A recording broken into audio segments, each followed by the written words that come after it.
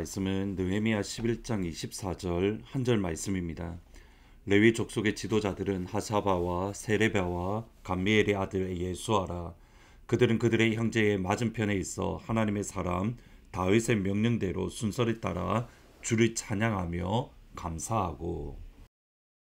느헤미야 시대의 유다 백성들에게는 그들의 결심 중에 하나는 하나님의 성전을 버려두지 않겠다라는 마음입니다. 느헤미야 11장 39절에 보시면 또 이스라엘 자손과 레위 자손이 거제로 드린 곡식과 새 포도주와 기름을 가져다가 성소의 그릇들을 두는 골방 곧 섬기는 제사장들과 문지기들과 노래하는 자들이 있는 골방에 둘 것이라. 그리하여 우리가 우리 하나님의 전을 버려두지 아니하리라.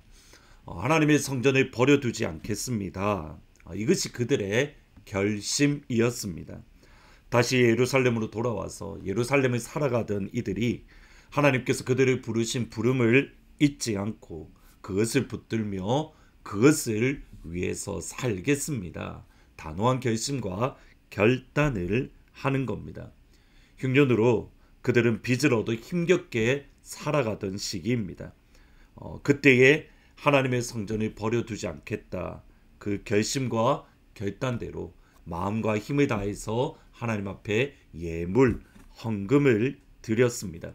여러분, 이것이 가지는 중요한 의미는 돈이 내 삶의 주인이 아니라 하나님이 나의 주인입니다를 고백하는 신앙의 고백입니다.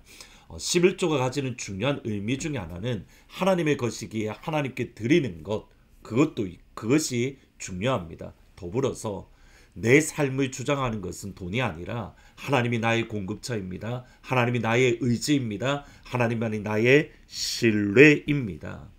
내 삶의 가장 중요한 것은 돈이 아니라 오직 하나님 한 분밖에 없습니다. 그것을 고백하는 것이 11조의 의미 중에 하나입니다. 두 번째로 하나님의 성전을 버려두지 않기 위해서 유대 백성들은 하나님의 성 예루살렘에 우리가 남겠습니다. 그들이 결단합니다. 11장 1절 2절을 보시면 백성의 지도자들은 예루살렘에 거주하였고 그 남은 백성은 제비 뽑아 10분의 1은 거룩한 성 예루살렘에 거주하게 하고 그 10분의 9는 다른 성읍에 거주하게 하였으며 예루살렘에 거주하기를 자원하는 모든 자를 위하여 백성이 복을 빌었느니라. 오늘날 저희들이 생각하기에는 예루살렘에 거주하는 것 너무 좋은 일인 것처럼 보입니다. 그런데 이 당시, 그러니까 느헤미야 당시로 돌아보면 결코 그렇지 않습니다. 두 가지 이유입니다. 첫 번째로는 예루살렘은 여전히 군사적으로 경제적으로 위험한 도시입니다. 예루살렘 성벽을 건설할 때에 느헤미야를 끊임없이 죽이려고 느헤미야의 손을 두렵게 하고 약하게 만들고 두렵게 해서 성벽을 건축하지 못하게 하려는 대적자들이 여전히 존재합니다. 심지어는 느헤미야를 죽이려고 불러내기까지 하는 페르시아의 총독인데 그를 죽이려고까지 할 정도로 여전히 대적자들이 그 예루살렘 주위에 남아있고 그들과 내통하고 그들과 협력하던 자들이 예루살렘 지도자들 가운데에 있었습니다. 여전히 그들의 기득권을 누리려고 그들이 가지고 있던 것의 영향력을 유지하려고 몸부림치는 자들입니다. 비록 예루살렘 성벽을 세웠지만 그렇게 튼튼하지 못할 뿐더러 더군다나 예루살렘을 지키는 군대가 그들 가운데에는 여전히 없습니다. 언제라도 마음먹고 공격하면 무너질 수밖에 없고 위험 가운데 빠질 수밖에 없는 것이 예루살렘입니다. 두 번째로 예루살렘은 경제적으로 위험했습니다.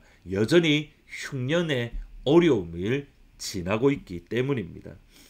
어제 말씀드렸듯이 예루살렘에 있던 이들은 얼마 전까지만 하더라도 흉년으로 먹을 것이 없어서 집을 담보로 잡고 빚을 얻었습니다. 세금을 내기 위해서 집과 포도원과 밭을 담보 잡아 빚을 내었습니다. 심지어 이것도 할 수 없는 이들은 그들 스스로와 또 그들의 자녀들을 노예로 스스로 팔아서 그래서 생계를 유지하던 상황입니다.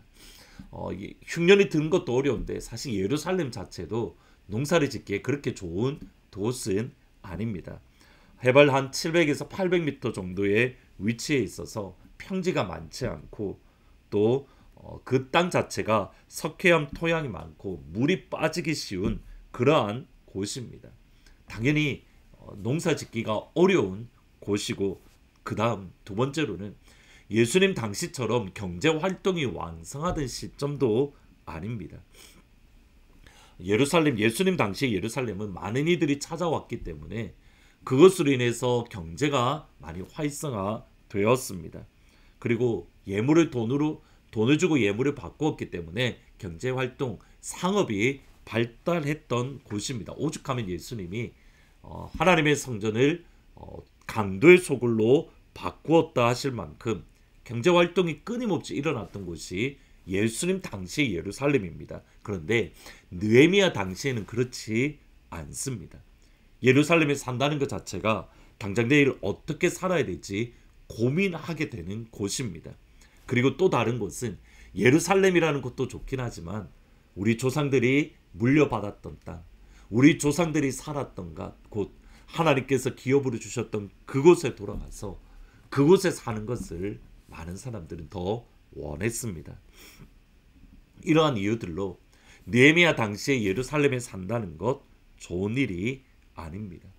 그럼에도 자원해서 때로는 제비뽑기를 통해서 예루살렘에 살기로 했던 사람들은 하나님의 성전을 버려두지 않겠다라는 결단과 결심 때문입니다. 하나님의 성전을 사랑하고 그 성전을 위해서 내가 이곳에 왔다라는 하나님의 부르심, 하나님의 소명을 붙잡았던 겁니다. 근데 여기에 놀라운 표현이 있습니다. 오늘 본문의 말씀은 제사장과 레위인들, 예루살렘에 남아있던 제사장과 레위인에 대한 말씀인데 그 가운데에 24절, 12장 24절에 이렇게 말씀을 합니다. 레위 족속의 지도자들은 하사바와 세레바와 감미엘의 아들 예수아라. 그들은 그들의 형제의 맞은편에 있어 하나님의 사람 다윗의 명령대로 순서를 따라 주를 찬양하며 감사하고, 하나님의 사람 다윗의 명령대로 순서를 따라 주를 찬양하고 주께 감사했다. 여기 다윗을 향하여 하나님의 사람이라고 말을 합니다. 하나님의 사람은 성경에 보면 모세가 하나님의 사람으로 불려졌습니다. 여호수아가 하나님의 사람으로 불려졌습니다. 그리고 예언자들, 선지자들이 하나님의 사람으로 불려졌습니다. 근데 지금 오늘 본문의 말씀에 보면 다윗이 하나님의 사람으로 불려졌습니다. 그럼 다윗은 다른 무엇이 아니라 예배의 사람이고 찬양의 사람이고 하나님의 성전을 사랑했던 사람입니다. 오늘 본문 말씀에 보시면 다윗이 하나님의 사람이라고 불렀던 장면이 어디냐면 다름 아니라 예배에 대해서 이야기를 하면서 예배를 섬김에 대한 말씀을 하면서 하나님의 사람 다윗이라고 불렀던 겁니다. 곧 하나님을 예배하고 하나님을 찬양하고 하나님 앞에 나오는 그 사람을 향하여 하나님의 마음은 이겁니다. 너는 나의 사람이라. 너는 하나님의 사람이라. 그러니까 예배자의 또 다른 모습 이름이 하나님의 사람인 겁니다. 예루살렘에 머물러서 예루살렘에 버려두지 않겠습니다라고 결심하고 그 예루살렘에 머물러서 다윗처럼 하나님의 성전에서 하나님을 예배하는 사람을 하나님의 사람이라고 은연중에 고백하고 선포하는 겁니다. 우리 하나님의 모든 가족들이 하나님의 성전에서 하나님의 예배함으로 하나님의 사람이라고 하나님께서 불러주시는 그 축복과 은혜가 있기를 주님의 이름으로 축원합니다. 하나님의 성전에서 하나님을 예배하고 하나님을 찬양하고 하나님의 이름을 높이는 그 한 사람, 하나님의 사람입니다. 우리 하나님의 모든 가족들이 하나님의 사람으로 하나님께 예배드리는 귀한 은혜가 있기를 주의 이름으로 축복합니다. 기도하시겠습니다. 하나님, 하나님의 성전에서 하나님이 예배하며 하나님이 찬양할 때에 다윗을 향하여 하나님의 사람이라고 하나님이 불러주셨습니다. 아버지, 우리가 하나님의 사람이 되기를 원합니다. 하나님의 성전에서 하나님을 예배하며 하나님을 찬양하며 하나님께 감사하며 하나님의 이름을 높이는 그 한 사람, 하나님의 사람으로 우리가 살 수 있도록. 그래서 우리 하트포드 제2장로교회 예배는 하나님의 사람들이 모여 하나님을 예배하고 하나님의 이름이 높일 때에 하나님의 영광을 경험하는 그러한 하트포드 제2장로교회가 될 수 있도록 주님 축복하여 주옵소서. 다가오는 주일은 코아 주일입니다. 하나님 성도의 교제가 있게 하시고 기뻐하며 즐거워하며 서로 주 안에서 행복함을 누리는 귀한 시간이 될 수 있도록 아버지 축복하여 주옵소서. 예수님의 이름으로 기도합니다. 아멘. 하나님의 집에서 하나님이 예배하는 하나님의 사람, 하나님의 모든 가족들이 되기를 주님의 이름으로 축복합니다.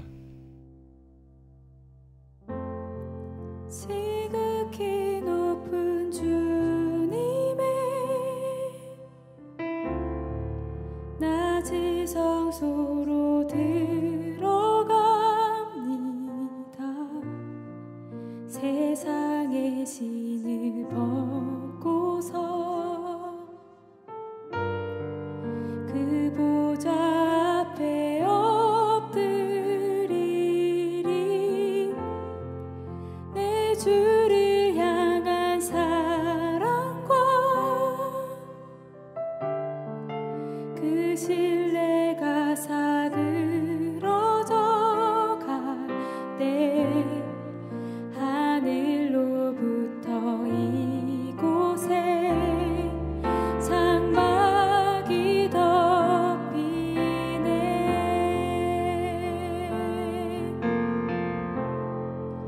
이곳을 덮으소서. 이곳을 비추